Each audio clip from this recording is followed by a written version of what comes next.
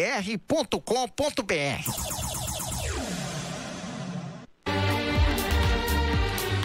isso aí, pessoal. Alô, alô, estamos de volta na programação da Rádio Geek. Eu sou o Thiago Schultz. Hoje é dia 31/7. 31/7. Você pensa, olha pra trás, Réveillon na Paulista. 2 dias atrás passou mês 7, acabando já. Pois é, voa.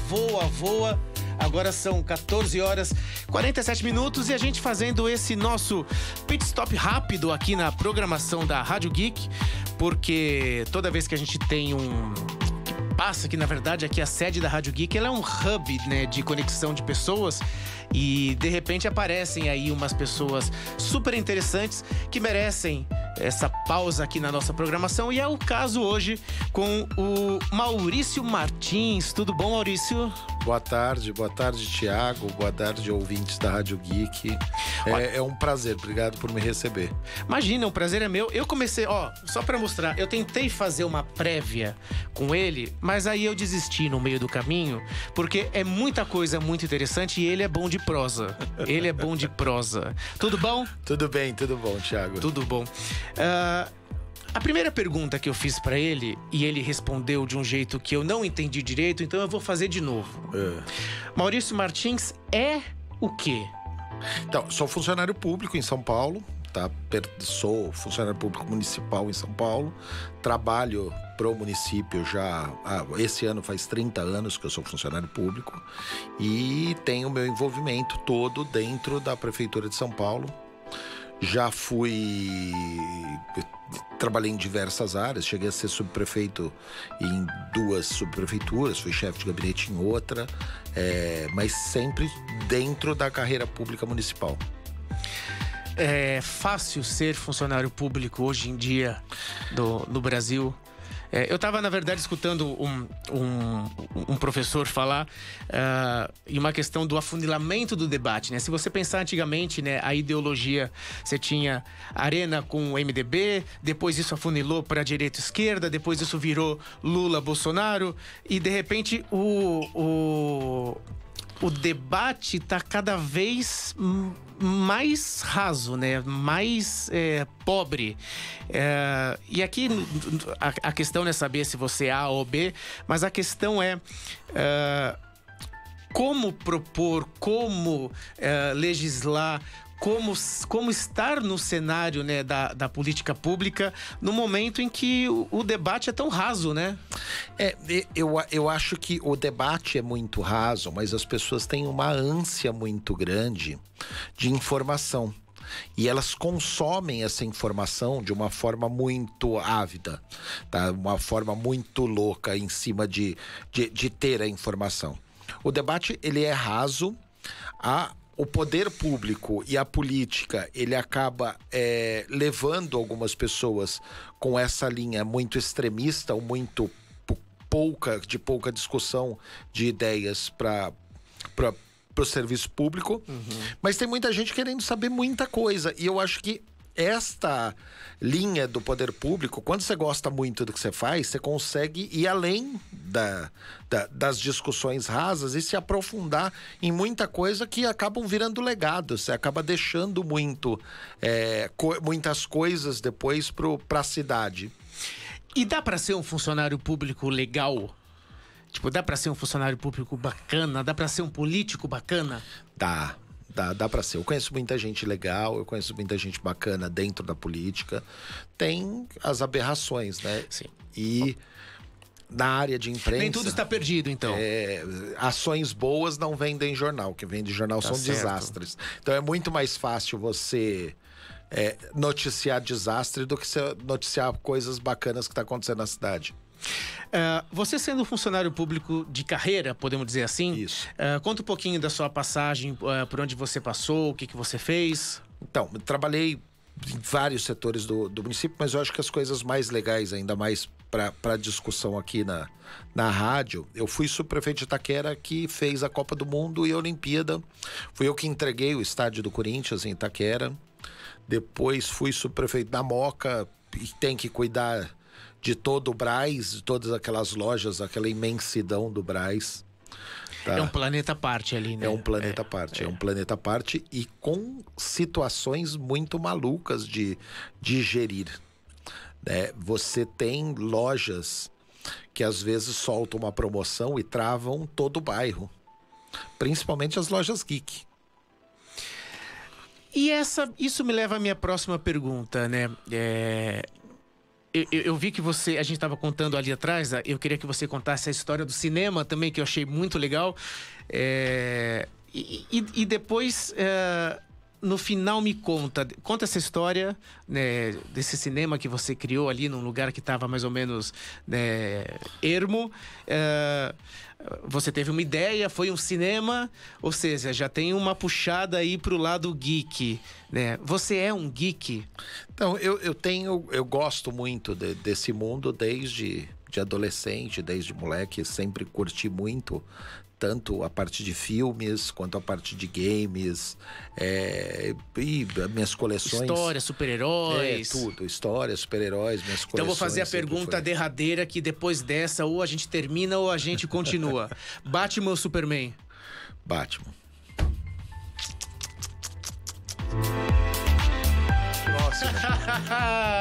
Eu tava esperando porque todo mundo sabe aqui que eu sou time Super-Homem. Não, eu sou mais o vigilante da cidade? O vigilante, o pé no chão e que consegue ter ideias para que aquelas coisas consigam desenvolver do jeito que ele quer. Eu gosto mais de Batman.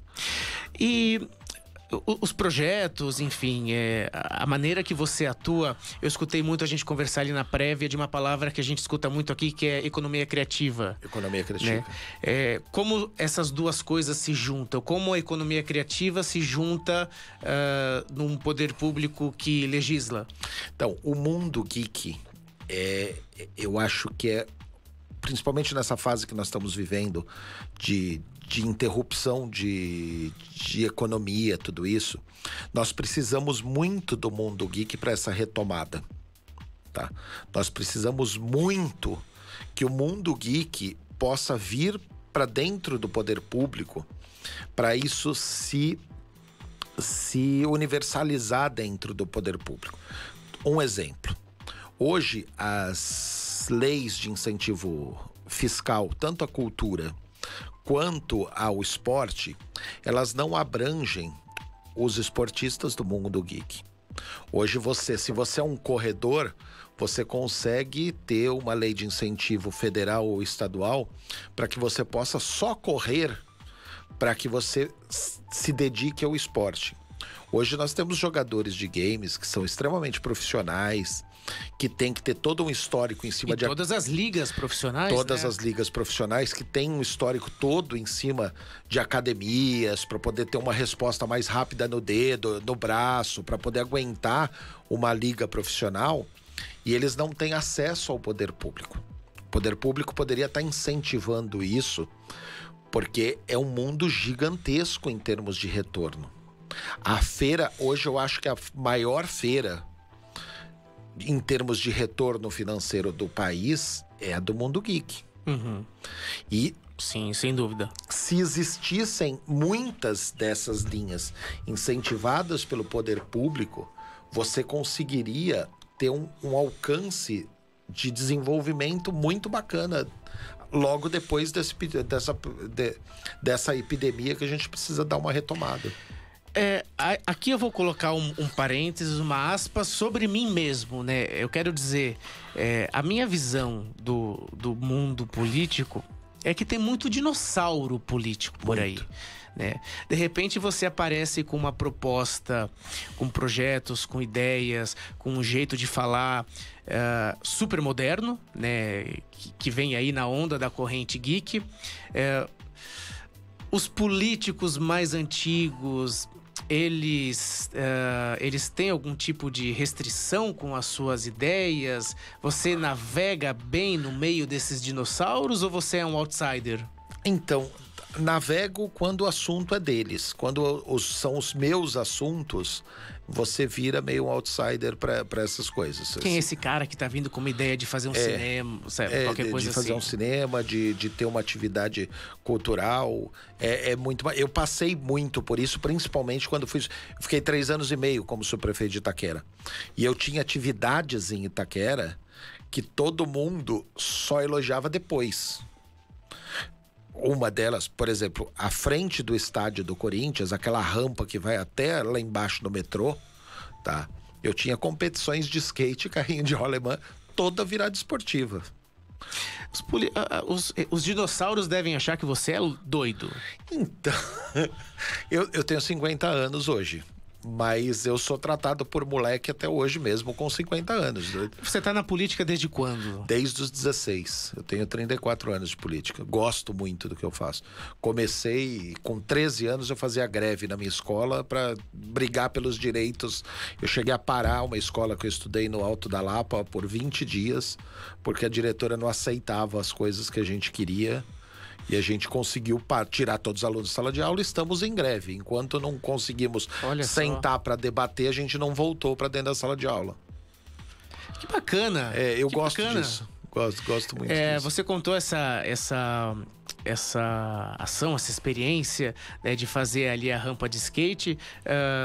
Dá uma ideia pra gente de outras ideias que saíram dessa sua cachola geek política. Então, vamos lá. As viradas culturais. Deixa eu contar a história do cinema que você começou a entrar. É verdade, eu perguntei, passei, falamos pelo final, mas não tem problema. Eu, quando cheguei na sua prefeitura de Itaquera, pessoal, se tiver alguém da Zona Leste de São Paulo que ouvindo, eles conhecem a subprefeitura de Itaquera, ali na Augusto Carlos Bauman. E o local, o prédio da subprefeitura de Itaquera era o antigo shopping Itaquera. E era pequeno, e aí o shopping Itaquera mudou, construiu um shopping gigantesco, mas o shopping menor acabou sendo alugado, o prédio, para ser a sede da subprefeitura de Itaquera. E quando fui nomeado subprefeito, eu comecei a fuçar muito, e eu vi que nós tínhamos um auditório e uma sala fechada. Eu falei, o que é aquela sala fechada? O pessoal falou, é o cinema. Eu falei, eu tenho um cinema? Não, tem muito cheiro de mofo, não dá para fazer nada ali. Eu falei, vamos abrir para ver. O cheiro realmente era forte, mas quando você tem uma ideia... Porque devia estar fechado há 12 anos. E aí, quando você começou a mexer e as pessoas veem que você está com boa vontade, os funcionários resolveram vir me ajudar a lavar a parede e as cadeiras do cinema. Tem produto de limpeza? Fizemos um mutirão de limpeza no cinema. Depois se coloca todos os ventiladores para secar a sala, depois estava seco, cheiroso. Falei, bom, agora a gente precisa ativar esse cinema.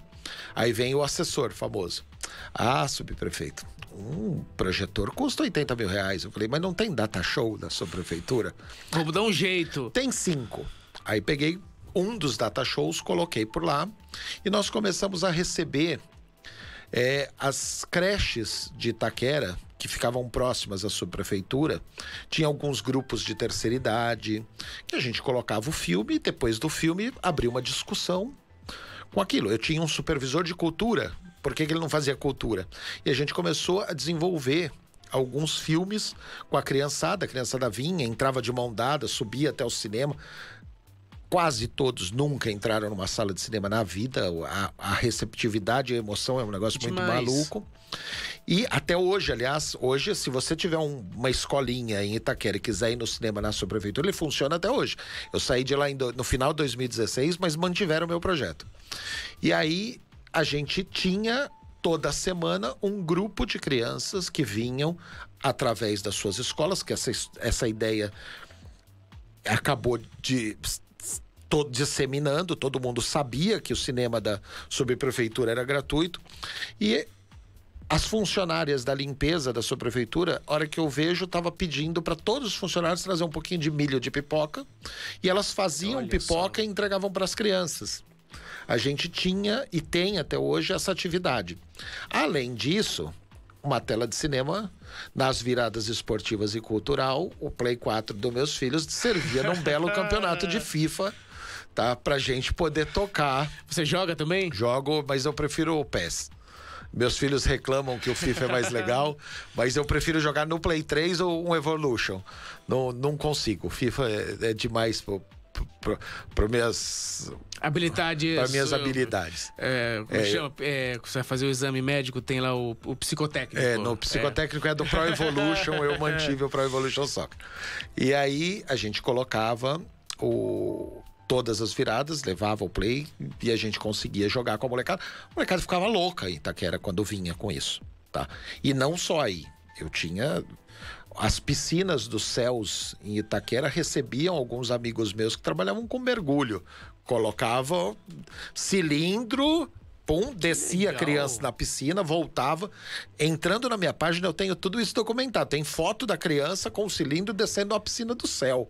Tá? Eu tenho foto da tela do cinema com o jogo acontecendo e o campeonato rolando ali. Todos os campeonatos de skate, as reformas de praça que eu tive lá, todas as praças que eu reformei, eu acabei com os Ralphs. E isso é uma coisa... eu tô adorando o papo, tá fluindo muito bem, tá gostoso. E... nesse cenário de política, de pré-eleição, você é candidato? Pré-candidato. Pré-candidato. O candidato é só depois da convenção partidária. Por enquanto, eu sou pré-candidato a vereador em São Paulo. Vereador aqui em São Paulo? Aqui em São Paulo. E as suas ideias, eu sei que você tem uma relação muito apegada com a cidade de São Paulo, né? Bastante. Você ama essa, como diria, né, que é o texto da Clarice Lispector, né? A Pauliceia desvairada. Né? Eu também amo, eu tô falando porque eu também amo, não saberia viver em outro lugar. E aí já indo mais para esse viés da política, que até certo momento chega a ser entristecedor, né? Quais são as suas ideias, né? Você conseguindo o cargo, quais são os seus ideais, aonde você quer chegar, o que você quer mexer? Então, eu sempre trabalhei na cidade de São Paulo, gosto muito aqui, essa ideia de sair pré-candidato a vereador não foi minha, foi do grupo que eu pertenço, tá? É um grupo muito parecido comigo, que trabalha com o Mundo Geek, que trabalha com escolas de samba em São Paulo. A gente tem uma ideia muito... que é uma linha de discussão muito grande já há muito tempo entre a gente. Você perguntou dos políticos antigos. Eu acho que tem muitos caras que travam o país, porque tem muito político não antigo. Tá? Porque tem muita... Eu tenho 50 anos e eu acho que eu tenho uma linha boa com a cidade. Agora, tem muitas pessoas que se interessam muito pelas suas coisas pessoais e não interessam pela cidade. Então, eu acho que a primeira coisa que a gente precisa começar a discutir na cidade de São Paulo é a redução do número de políticos que vivem do imposto e do dinheiro do nosso bolso. Então, a principal plataforma é entrar na Câmara Municipal de São Paulo e reduzir o número de vereadores. A Constituição Federal, ela fala que São Paulo tem que ter até 55 vereadores. Por que tem 55? Ou seja, você já vai chegar dando um coice na porta. Na estrutura. Porque precisava ter menos. A Câmara de São Paulo tem um orçamento hoje de R$1 bilhão por ano. Os vereadores do país consomem, são 60 mil vereadores, eles consomem 100 bilhões de reais por ano. Se acabar com a figura do vereador ou mudar a forma do legislativo municipal, você em 10 anos arruma 1 trilhão que o ministro quer para não mexer na aposentadoria das pessoas. É muita grana. E isso é consumido em cafezinho, em homenagem, em nome de rua. As homenagens são as coisas mais absurdas. Se vocês jogarem no Google, vocês jogaram no Google, tem um cara que tem um título de cidadão paulistano, igual aquele que todo mundo fala que não nasce em São Paulo, mas a cidade o reconhece como um cidadão paulistano. Ele recebe uma medalha de prata, é gasto com um buffet para fazer um buffet pro cara para quando ele vira cidadão paulistano. É uma fortuna que se gasta e todo ano tem centenas de pessoas que viram cidadão paulistano. Na década de 90, teve um gerente da Toyota que ganhou um título de cidadão paulistano porque um vereador da Zona Sul recebeu um desconto num Corolla. Ele foi comprar um Corolla, pediu um desconto pro gerente, o cara não queria dar, ele ofereceu um título de cidadão paulistano. O cara hoje é considerado cidadão paulistano porque deu um desconto num Corolla para um vereador desses que não deviam estar lá.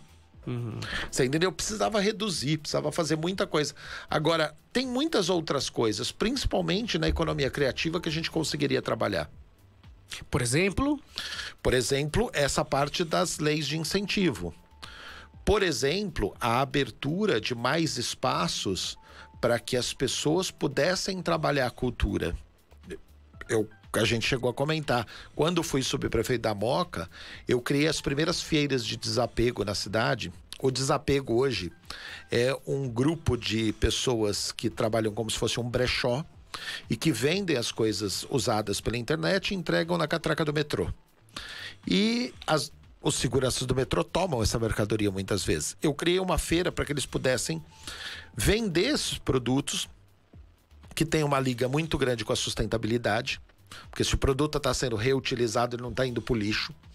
E tem um grupo de geeks, tá, que vendiam telejogo, Atari, fitas antigas, consertavam um monte de console. E eles montaram as suas barraquinhas no metrô Bresser. Eles eram liderados por uma menina que, se você jogar no Instagram, ela chama Bibi Gabes. E hoje ela empreendeu a partir dessas barraquinhas e hoje é uma empreendedora em São Paulo e todos eles têm o seu comércio. Tá. Existem feiras feiras geeks pela periferia, em escolas de periferia, que tem 5, 6 mil pessoas que não podem ir para a feira grande. E eles fazem um negócio muito próximo do que é. E eles curtem ali aquela caracterização, o cosplay, todas as linhas, e eles conseguem fazer. Isso precisa ser incentivado. Nossa, um vereador que sabe o que é cosplay, mano. GP. Nossa, o mundo abriu. Genial. Genial. Se você incentivar isso na periferia... É, genial. O cara que não tem aquelas R$600 para ir na feira grande, ele tem o seu similar ali. E ele consegue desenvolver através dessas feiras de periferia para chegar na feira grande, que um dia é o sonho dele. Tá? Porque você não compra ou porque você não tem dinheiro ou porque você não conseguiu e esgotou. Precisava ter mais. Se tá esgotando e tem gente que não tá conseguindo ir, precisava ampliar muito esses eventos. Então, ampliar esses eventos no momento onde chegamos no dia de hoje a 90 mil mortos aqui pelo coronavírus, né? Se tudo continuar nesse ritmo, agora nas próximas... Nós estamos gravando esse programa agora, dia 31/7, né, de 2020, são 90 mil mortos, né? Tudo indica que daqui uma semana chegaremos à terrível marca, né, dos 100 mil mortos, né, pelo Covid-19. E num momento onde restaurante está fechado, onde bar está fechado, cinema está fechado, feiras estão fechadas, né? Como que você enxerga essa aplicação da cultura, né, para o cidadão, e aí não importa se ele é classe A ou B, mas C ou D, enfim. Como você acha que vai ser o consumo de cultura nesse novo, né, no novo normal? Então, eu acho que tudo que é planejado é feito com mais efetividade. As pessoas precisam começar a falar como vai ser o depois, durante. Se não, você vai ter que... É o que todo político tem feito por aí. Espera acabar que a gente vê como faz. E aí, depois que esperou acabar, se você for começar a planejar, para retomar demora muito mais tempo para fazer. Se você já tiver as coisas planejadas agora... Deixa eu te dar um exemplo muito claro que podia estar... Tem muita gente sendo desempregada, Tiago. Muita gente. Muita gente. Se a prefeitura tivesse contratando as pessoas... Tá? Que fazem cosplay e que criam produtos, tá? Para o mundo geek, para eles aprenderem, tá?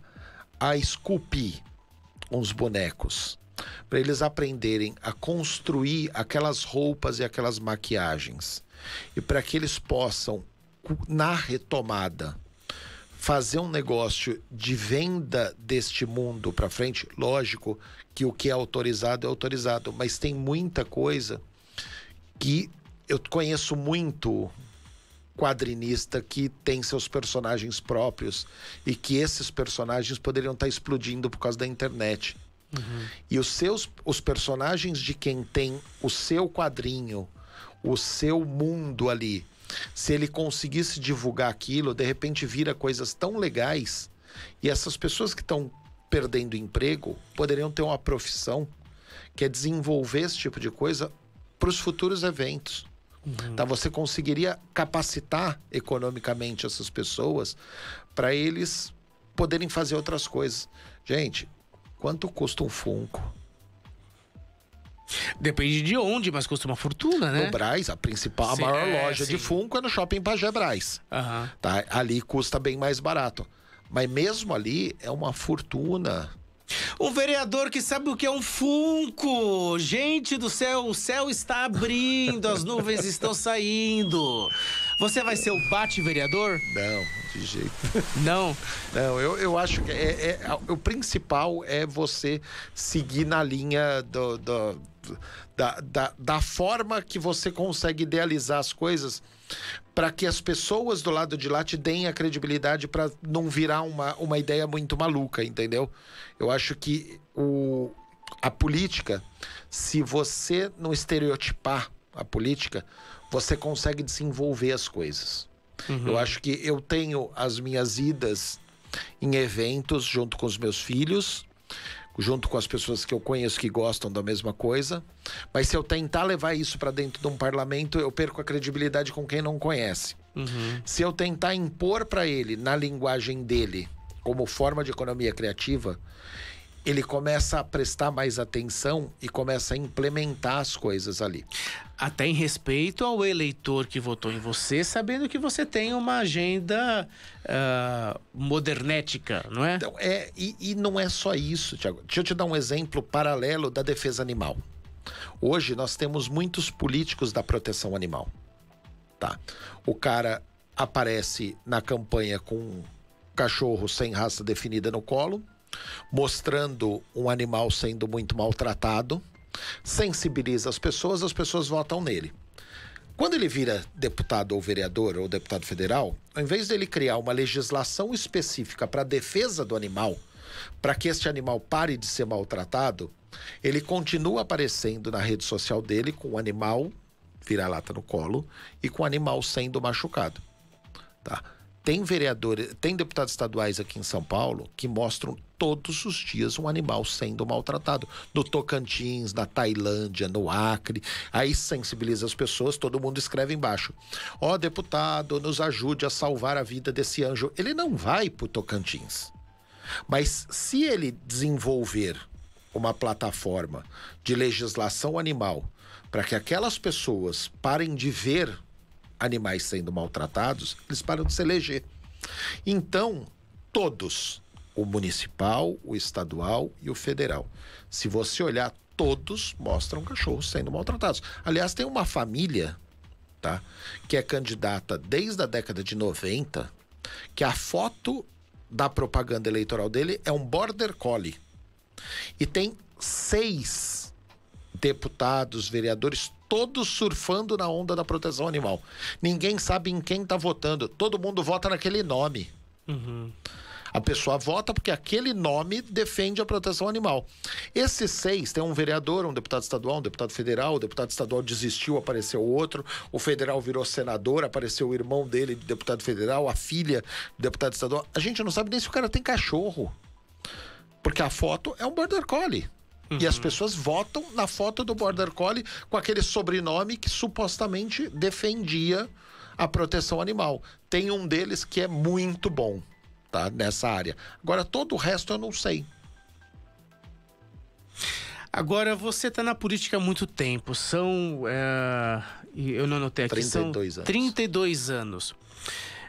E você continua, né? Você agora está já pré-candidato pelo MDB. Pelo MDB. É porque você acredita Porque eu acredito. É porque acredita. Então, pra gente encerrar aqui esse papo, porque ele é bom de prosa, e dava pra gente ficar conversando um monte. Aliás, eu quero saber a sua... Você vai falar daqui a pouco a sua página para as pessoas entenderem um pouco mais quem é você, seguirem você nas mídias sociais. A pergunta é, parágrafo, travessão. Pra onde vamos? Politicamente, pra onde vamos? Acordaremos dessa anestesia? Sairemos desse sono profundo? Para onde vamos? Porque se você está aqui divulgando a sua agenda, falando da sua história, falando dos seus projetos, com décadas de carreira no serviço público, é porque você acredita. Porque eu acredito. Acredita em quê? Então, eu acredito principalmente na informação. Eu acho que se as pessoas tiverem informação, elas têm muita possibilidade de crescimento, tá?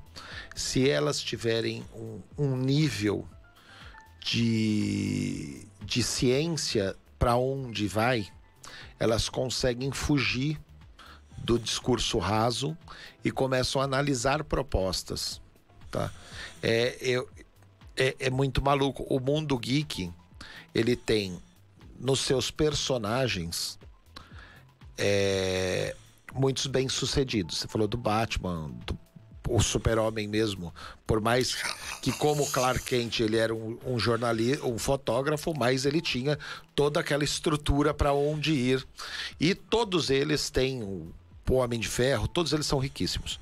O personagem geek da vida real, dos episódios dos sitcoms, eles são pessoas que ralam para conseguir grana e nem todo mundo vira um milionário ou um bilionário. Eles se espelham em um ou outro que são personagens. Você pega o Big Bang, por exemplo, eles ralavam ali e viviam com dinheiro contado e não eram bilionários, por mais que pudessem ser. E quando você coloca o ser humano, ele é muito mais modesto do que o personagem. Se você conseguir fazer com que o mundo geek veja o ser humano todos muito bem, eles conseguem empreender e conseguem verificar a possibilidade de ficar todos muito bem. E isso ajuda todo mundo. Muito bom. Para as pessoas conhecerem um pouco mais, para quem não conhece, do Maurício Martins, onde te acham, onde você está? Todas as redes sociais, Twitter, Instagram, Facebook. O meu Instagram é mauricio.martins.novasideias. Meu Facebook é Maurício Martins. A hora que colocar o Maurício Martins e for na página, é a primeira que tem uma caricatura, não tem o meu rosto. O meu perfil tem o meu rosto com a minha esposa. Agora, a minha página tem uma caricatura, que aliás é a da máscara que eu cheguei hoje, que eu uso. Eu acho que a gente tem toda essa linha da parte de criação. Então, Maurício Martins, Facebook, mauricio.martins.novasideias, Instagram. Maurício, eu queria te agradecer a participação aqui na Rádio Geek. Eu falei que o cara era bom de prosa, com ideias interessantes, com um discurso elaborado, com palavras interessantes no vocabulário, que tem tudo a ver com esse nosso universo geek aqui da Rádio Geek. Para terminar, não vai ser um bate-bola, jogo rápido, como fazer. Mas a pergunta é: o que é ser geek para você? Essa é uma campanha que a gente tem aqui na rádio. Eu queria saber de você, Maurício Martins. O que é ser geek para você? Então, eu acho que se você não conseguir perder a sua essência e conseguir se manter, mesmo depois de toda a sua vida, com as coisas que te dão prazer, você é um geek. Você tem muito prazer naquela coisa. Você pode ser um geek na música, no cinema, no game, Não é possível. Passaram um briefing para ele antes. É um negócio muito legal. E se você conseguir ter prazer naquilo e enquanto ela te der prazer, você seguir, é aquilo. Eu acho que é o que eu consigo me manter. Tanto que eu acho que há uns 6 anos eu não ponho um terno gravado, graças a Deus. Agora põe a capa. Se eu virar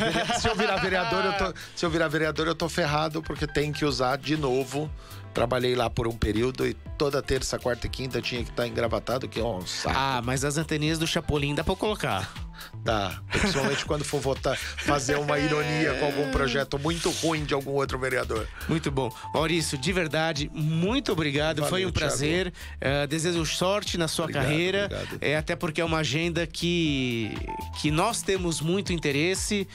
E não só pela parte geek, que é um microcosmos aí, mas toda a parte de cultura, educação, de fomento às ideias, de fomento a novas tecnologias, inclusive nesse momento onde tecnologias estão cada vez sendo muito mais usadas por conta dessa crise do relacionamento que a gente está vivendo, que é o Covid-19.